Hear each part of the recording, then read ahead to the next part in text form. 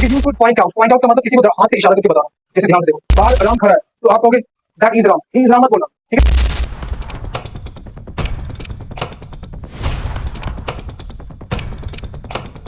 आइए प्लीज। तो आज जो मैं बात करने जा रहा हूँ उसका नाम है डेमोन्स्ट्रेटिव, डेमोन्स्ट्रेटिव प्रोनाउन। क्या नाम है इसका? डेमोन्स्ट्रेटिव प्रोनाउन, हाँ। तो एक्चुअली ये डेमोन्स्ट्रेटिव जो प्रोनाउन जो आया है, किससे आया है? तो आया है डेमोन्स्ट्रेशन से। ये वर्ड आया है डेमोन्स्ट्रेशन से, और डेमोन्स्ट्रेशन क्या होता है तो इस बात को समझिए। तो डेमोन्स्ट्रेट, डेमोन्स्ट्रेट का मतलब होता है पॉइंट आउट करना, टू पॉइंट आउट। और टू पॉइंट आउट का मतलब होता है इंडिकेट करना। क्या होता है? इंडिकेट करना होता है। For example, demonstrative pronoun refers, sorry, it is used two point out. Point out का मतलब किसी को हाथ से इशारा करके बताना। जैसे ध्यान से देखो, मैं हाथ दिखा रहा हूँ वहां पे, दैट इज अ बॉय। आई बात समझ में? मैं कह रहा हूँ this is paper, this is chair, this is a girl, right, that is my bag. आई समझ में? तो इसका मतलब क्या हुआ कि मैं जब भी डेमोन्स्ट्रेटिव प्रोनाउन की बात करता हूँ तो आप ना चीजों को पॉइंट आउट करते हो, चीजों को इशारा करके बताते हो, फिंगर देकर या आंख से इशारा करते हो, ऐसे करके बताते हो। तो कभी भी आपको इंग्लिश बोलते वक्त में किसी चीज को डेमोन्स्ट्रेट करना होगा, बताना होगा, तो आप ना इस डेमोन्स्ट्रेटिव प्रोनाउन का यूज करेंगे। एक्चुअली ये डेमोन्स्ट्रेटिव प्रोनाउन कितने होते हैं, क्या होते हैं? तो ये होते हैं दिस, दैट, दिस, दोस। तो ये हमारे पास चार हैं डेमोन्स्ट्रेटिव प्रोनाउन, और इन्हीं चारों के बारे में आपको स्टडी करना है और आप इसको यूटिलाइज कर पाओगे, है ना। चलिए यहाँ देखिए, दिस जो हमारे पास है, दिस को हम लोग क्या कहते हैं? यह कहते हैं। Very nice. दैट जो आपको दिखाई दे रहा है, दैट को क्या कहते हैं? वह बोलते हैं। Very nice. ओके, दिस से ही बना है हमारा दिस। ओके, दिस मतलब होता है ये या ये सब, और दैट से ही बना है दोज।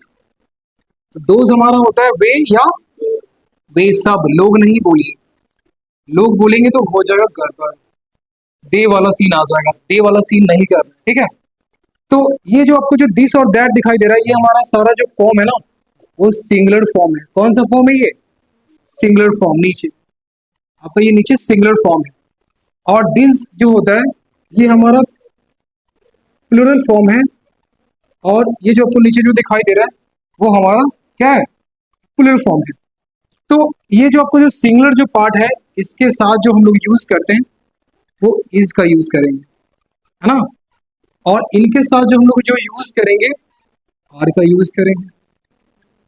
आई बात समझ में? अब इस चीज को मैं एग्जांपल लेकर समझाता हूँ, पहले इस बात को समझेंगे। देखो, मैंने कहा दिस का मतलब यह होता है, दिस इज अ पेन, मतलब यह एक कलम है। तो एक बात बताओ, मैं ऐसा बोल सकता हूँ दिस इज अ पेन? वो तो बहुत दूर है ना। जो नजदीक में क्या है, ये डस्टर है, this is a duster, this is a bag, है ना। This is my marker, this is I, it is I, this is a board, white board, this is a white board. Okay, this is क्या, ये करा है ना, क्या बोलते हैं इसको? क्या बोलते हैं? ब्रेसलेट। क्या बोलते हैं? ब्रेसलेट। लेकिन ये ब्रेसलेट नहीं, ये करा है, बैंगल टाइप, है ना। आई बात समझ में? तो एक बात बताइए, ये जो दिस जो होता है वो, और दिस होता है वो, इसका यूज क्या होता है समझ लीजिए। तो इसका यूज मैं बता रहा हूं। अगर मान लो यहाँ पे एक लड़का है, ठीक है, और यहाँ पे इस लड़के का भाई है, इसके बीच में डिस्टेंस बहुत कम है ना, बहुत कम है। अगर मैं यहाँ कहूंगा ये वाला पोर्शन, ये एक लड़का है और ये उसका भाई है, दोनों में फाइटिंग हो गई ना, दोनों अलग अलग है। तो इन दोनों के बीच में डिस्टेंस ये है ना। तो इतना कम डिस्टेंस के लिए आप क्या यूज करेंगे? दिस का यूज करेंगे। और इस वाले डिस्टेंस के लिए दैट का आप यूज करेंगे। आई बात समझ में? गुड। Okay, this that. अब आएंगे, अगर यहाँ पे एक से ज्यादा लड़का है, आपस में दोस्त है, तीन चार दोस्त है, आपस में बैठकर गप्पे मार रहे हैं। गप्पा मारा जानते हो क्या होता है? क्या होता है? वही जो आप करते हो, है ना।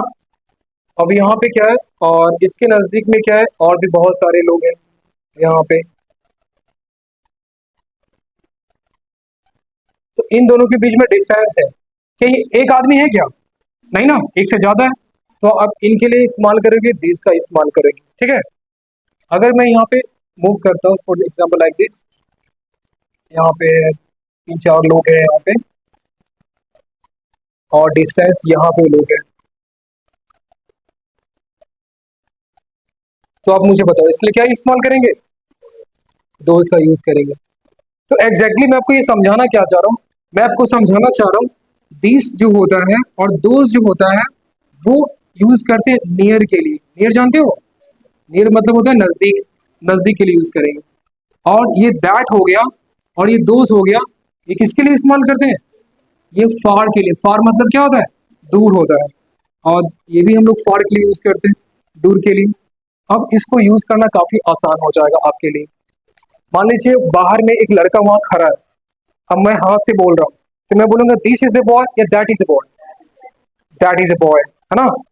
चलिए, वहां पे ढेर सारे टीचर्स हैं, वहां पे, यहाँ पे नहीं, वहां पे ढेर सारे टीचर्स है, तो क्या कहेंगे? दीज आर टीचर्स या those are teachers? Those are teachers. आई बात समझ में? गुड। और यहाँ बात करें तो यहाँ पे ढेर सारा स्टूडेंट्स है, मान लो यहाँ पे ढेर सारा, क्या एक्चुअली बहुत सारे स्टूडेंट्स हैं, तो यहाँ पे जो स्टूडेंट्स हैं, तो आप कहेंगे दीज आर स्टूडेंट्स या this is students? This is,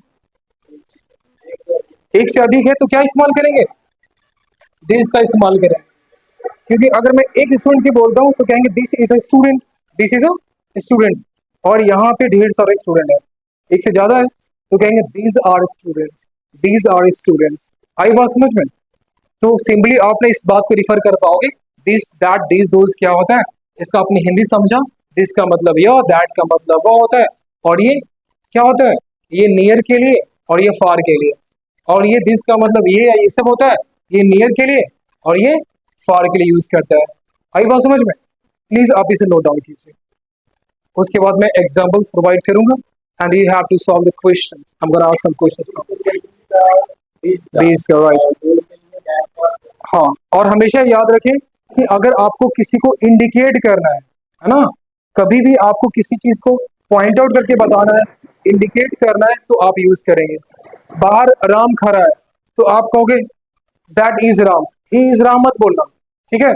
he is Ram से इंडिकेट हो रहा है क्या? नहीं हो रहा है। आप नॉर्मली बोल रहे हो बाहर राम है, ही इज राम, है ना। अगर कोई बाहर खड़ा है और आप हाथ से इशारा कर रहे हो, दैट इज राम मतलब वह राम है, it is called pointing out, इसको डेमोन्स्ट्रेट करना बोलते हैं।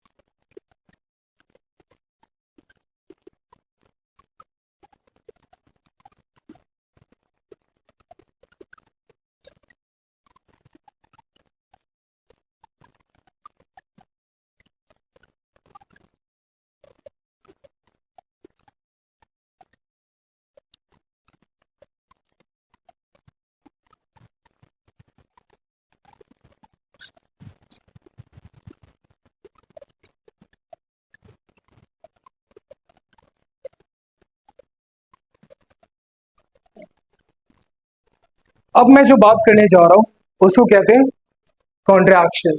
क्या जानने वाले हैं आप? कॉन्ट्रैक्शंस। अभी कॉन्ट्रैक्शंस क्या होता है, इस बात को समझना है। कॉन्ट्रैक्शंस,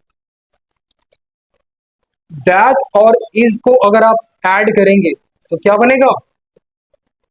दैट और इज को ऐड करेंगे तो क्या बन जाएगा?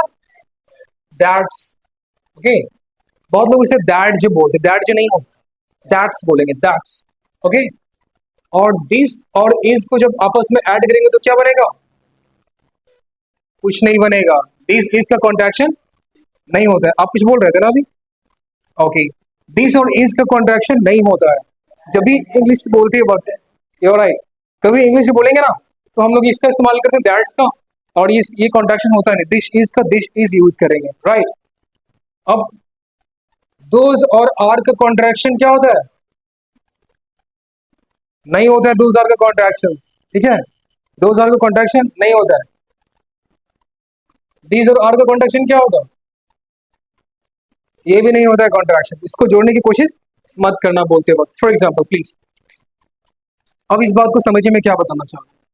तो जब भी हम लोग इंग्लिश बोलते हैं ना, तो इन स्टेटमेंट का हम लोग जब यूज करते हैं तो इस कॉन्ट्रैक्शन वाला पार्ट तो मैंने बता दिया कि दैट्स यूज करते हैं, और इन सब के साथ रह के दिस इज, दोज आर और दिस आर बोलते हैं। इसे हम लोग इज नहीं बोलते, ई ज का साउंड निकालते इज, पिछले क्लास में आप जान चुके हैं इज, और ये होता है वो अर का साउंड होता है, आर नहीं होता है, और है ना। They are good, they are fine, है ना। दीज आर स्टूडेंट्स, है ना। दोज आर बॉयज, ये होता है। तो इसका मतलब क्या होता है आपने ये जाना। चलिए अब आगे बढ़ते हैं।